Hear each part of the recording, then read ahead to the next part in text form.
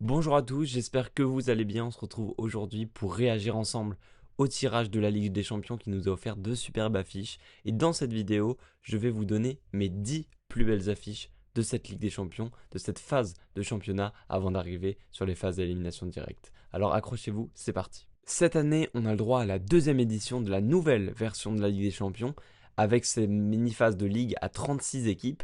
En effet, les 8 premières directement qualifiées pour les huitièmes. De la 9e à la 24e place, on passe par un barrage pour une place euh, en huitième de finale. Et ensuite, en dessous de la 24e place, c'est l'élimination. Pas de reversement en Europa League comme ça pouvait l'être lors des anciennes phases de poule. Chaque équipe affronte 8 équipes. 2 équipes du chapeau 1, 2 équipes du chapeau 2, 2 équipes du chapeau 3, 2 équipes du chapeau 4, en faisant en sorte qu'il y ait 4 matchs à domicile, 4 matchs à l'extérieur, un match à domicile et un match à l'extérieur pour chaque chapeau. Donc cela nous donne forcément deux belles affiches, de grosses affiches entre deux gros clubs, mais également des affiches un peu plus insolites, comme vous le verrez dans la vidéo. Et j'essaye de déterminer les 10 meilleures affiches qui sont tombées à l'issue de ce tirage au sort. On essaiera également d'imaginer les tirages au sort qui nous ont manqué, les matchs, les confrontations qu'on aurait aimé peut-être voir et qu'on retrouvera peut-être dans la suite de la compétition. Et enfin, on essaiera de donner également d'autres affiches intéressantes, mais qui ne font pas partie du top 10. Et on commence directement avec un affrontement entre deux équipes qui ont eu un tirage assez dur contre elles. Le Paris Saint-Germain reçoit au Parc des Princes le Bayern de Munich. C'est une rencontre qu'on a l'habitude de voir, c'était la finale de la Ligue des Champions de 2020. Ils se sont joués dans quasiment toutes les configurations, huitième, quart, demi. Et donc on aura ce Paris Saint-Germain qui recevra à domicile le Bayern, deux équipes du niveau top européen qui vont s'affronter. On verra où en est le PSG dans sa prépa physique et on verra où en est le Bayern face aux champions d'Europe en titre. C'est un match très intéressant à suivre bien évidemment, comme de nombreux des matchs du PSG qui a hérité d'un difficile tirage. J'ai hâte de voir ce match entre le Paris Saint-Germain et le Bayern.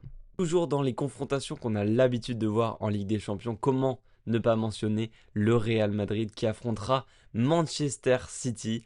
En effet, c'est deux équipes qui ont eu paradoxalement beaucoup de mal l'année dernière. On a une saison très très difficile de Manchester City en Première Ligue, même s'il y a eu cette troisième place, c'était une saison difficile. En Ligue des Champions, ça s'est justement fait éliminer par le Real Madrid et cette performance, double performance incroyable de Kylian Mbappé, on s'en souvient.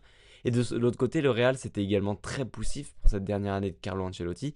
Et j'ai l'impression que cette double confrontation face à City l'année dernière était le seul point positif de leur saison finalement. Et donc, hâte de voir où en sont ces deux équipes, avec un Xabi Alonso du côté du Real qui voudra sûrement réussir ses premières en Ligue des Champions avec le Real, et de l'autre côté, Pep Guardiola qui voudra venger l'affront de l'année dernière face au Real Madrid. Donc ce remake est toujours intéressant à voir, c'est deux belles équipes, donc ça va faire un très beau match de foot. Toujours avec le Real Madrid reçoit Liverpool.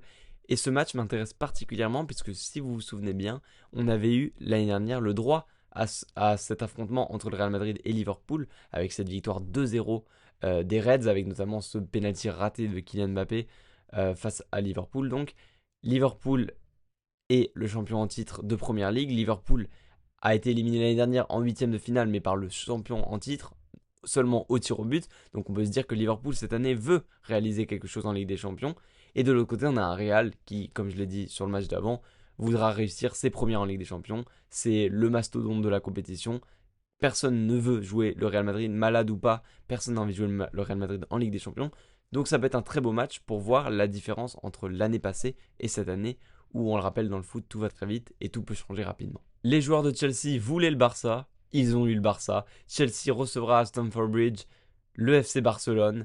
Et cette rencontre s'annonce plus qu'explosive, puisqu'on a une équipe qui a gagné la Coupe du Monde des clubs l'été dernier, qui est en pleine ascension. On commence à avoir une vraie identité de jeu du côté de Chelsea. On n'empile plus les joueurs sans réfléchir à leur utilité sur le terrain. On construit un vrai projet du côté d'Enzo Maresca. Et de l'autre côté, on a toujours cette équipe de Barcelone, un peu moins rouleau compresseur que l'année dernière, mais qui possède encore tous les atouts pour faire mal à n'importe quelle équipe et qui se place comme l'une tout simplement des meilleures équipes du monde actuellement. C'est pour ça que ça rend ce match tout simplement ultra intéressant à voir. Je pense qu'on aura un gros niveau de jeu, que ce soit techniquement ou même physiquement. Partir du côté de nos clubs français et j'ai décidé de mettre ce match au Bernabeu, Real Madrid, Olympique de Marseille dans les meilleures affiches à voir, tout simplement parce que l'OM revient en Ligue des Champions et c'est toujours intéressant de voir ce que vont faire nos clubs français en Ligue des Champions. Et quel match de Ligue des Champions qu'un match au Bernabeu. Donc je trouve ce match ultra intéressant pour les Marseillais qui n'auront rien à perdre, qui auront juste à développer leur foot. Ils ont une belle équipe cette année. Ils ont de quoi faire quelque chose en Ligue des Champions. Est-ce que ce sera forcément une victoire au Bernabeu? Pas forcément. Mais il y a moyen de faire de belles choses, même si leur parcours en Ligue des Champions est assez difficile. Mais cette rencontre risque d'être l'une des belles rencontres de cette Ligue des Champions, en tout cas de cette phase de Ligue. Si Monaco se déplace également au Bernabeu, j'ai choisi de maintenir toutefois Monaco-Manchester City, un très beau match pour les Monégasques. On s'en souvient bien évidemment de 2017 et de ce magnifique match entre Monaco et Manchester City, cette double confrontation légendaire, j'ai envie de dire. Et bah là, on va avoir deux belles équipes qui savent jouer au foot. Et j'ai hâte de voir ce Monaco avec ce mercato très intéressant qui a été fait. J'ai hâte de voir ce Monaco en Ligue des Champions face à de grosses équipes. Quoi de mieux que de jouer Manchester City en Ligue des Champions pour se tester réellement. Il nous reste 4 rencontres et pour la 7ème, j'ai décidé de placer Inter de Milan, Liverpool. En effet, l'Inter de Milan m'intéresse fortement, notamment après cette claque prise en finale de Ligue des Champions 5-0 par le Paris Saint-Germain. J'ai hâte de voir comment ils vont revenir dans la compétition avec le départ de leur entraîneur Inzaghi, avec une équipe toujours en fin de cycle, même s'il y a un renouvellement avec de nombreux jeunes qui arrivent au club. J'ai hâte de voir ce que l'Inter va proposer face à une équipe de Liverpool toujours aussi forte, qui a beaucoup dépensé avec du Wirtz, du Ekitike, qui va sûrement prendre Alexander Isak. Hâte de voir quand ce match va jouer et hâte de voir si l'Inter va vouloir revenir conquérante après cette finale de Ligue des Champions et ce désastre. 8ème rencontre que j'ai choisi de mettre dans le top 10, je parle bien évidemment de ce PSG Tottenham.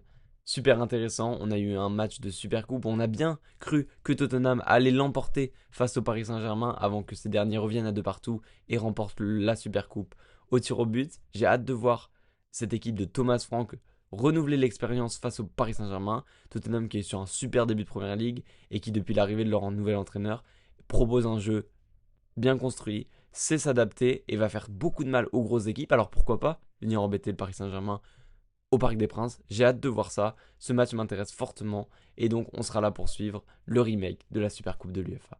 9ème et avant-dernière affiche, j'ai choisi de mettre Bayern-Arsenal, tout simplement parce qu'on avait eu le droit à une belle double confrontation il y a 2 ans, souvenez-vous, en 2023-2024, avec ce match entre le Bayern et Arsenal, 1-0 à l'aller pour au retour pour le Bayern, et il y avait eu 2 partout à l'aller à l'Emirates.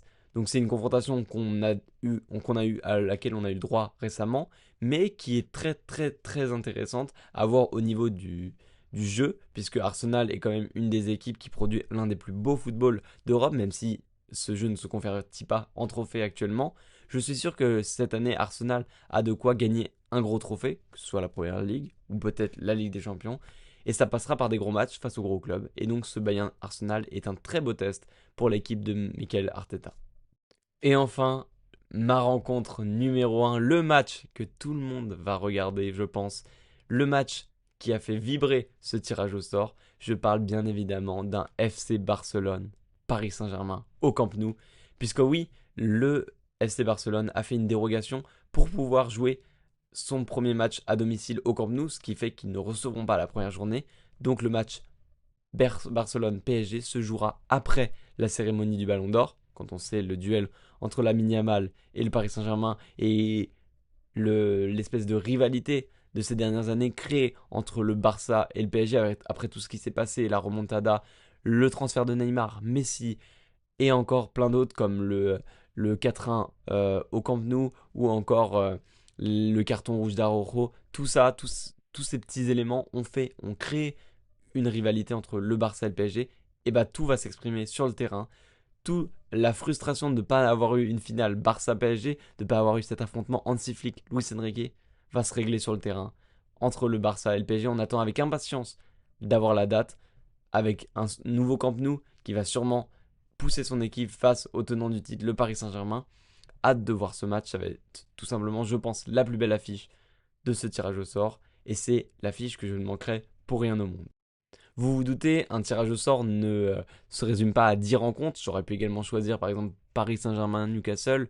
Même si c'est au Parc des Princes, on se souvient que le PSG avait eu beaucoup de mal à Saint-James Park face à cette équipe de Newcastle. J'aurais pu également choisir le Real Juve, un match de Ligue des Champions qui a fait l'objet notamment de nombreuses finales. Le Bayern Chelsea qui est très intéressant au niveau de jeu. Je pense au Real face à Kerat, le nouveau club kazakh qui n'est même pas dans les frontières géographiques de l'Europe, mais qui par contre euh, est affilié à l'UEFA et qui donc jouera cette Ligue des Champions. Le Real va devoir faire je ne sais combien de kilomètres pour aller jouer là-bas, match très intéressant. On peut également penser à Arsenal-Inter de Milan qui aurait pu être la finale de Ligue des Champions l'année dernière si le PSG n'avait pas vaincu Arsenal. Donc tous ces matchs sont intéressants également à suivre, il y en a plein d'autres également. J'ai choisi les principaux, ceux qui attirent le plus mon œil, mais chacun a sa sensibilité. Si vous êtes supporter de l'OM ou de Monaco, vous allez peut-être choisir un peu plus de matchs de l'OM et de Monaco. En tout cas, ce tirage au sort nous a offert de belles affiches. Je trouve que ce concept de phase de ligue est plutôt intéressant. Je ne sais pas s'il est forcément mieux que la phase de poule de Ligue des Champions traditionnelle, mais en tout cas, il a le mérite d'être original et surtout de nous offrir de belles affiches. Donc voilà, c'est la fin de cette vidéo. J'espère que vous aura plu. N'hésite pas à liker et t'abonner pour soutenir la chaîne et pour de nouvelles vidéos. Des pronostics sur les matchs de Ligue des Champions vont bientôt arriver. Et également, on va suivre ensemble toute cette saison de Ligue 1, de Première Ligue, de Ligue des Champions et on conclura bien évidemment avec cette Coupe du Monde. Alors n'hésite pas à t'abonner. Et je vous souhaite à tous une bonne journée.